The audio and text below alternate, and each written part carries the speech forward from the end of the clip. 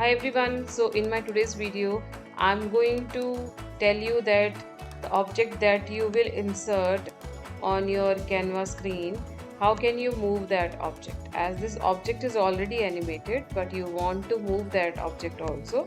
So for moving that object, first you have to set the background according to your choice that I have already told you in my previous video, and in my previous video also I have told you how can you find out the elements that are provided by the Canva for free. And if you have not watched that video, I will link that videos in the I button. Just check it out, that videos. And in my today's video I am going to tell you how can you move this object. So in the Canva we have one option that is provided in the animate tab. Just click on the object and now select animate option, and here is one option that is create an animation. Just click on this create an animation.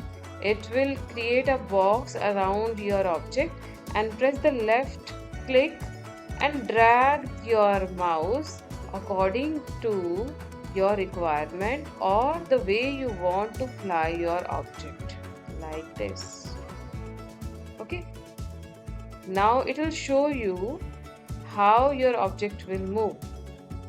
You can increase the speed of your object from here, and you can select the option smooth, like smooth. If you are selecting the smooth option, this object will fly as a smooth object. And steady option is similar to the original one, but it will give you some smoothness, a little bit smoothness to your object. After drawing this animation path, just click on this done.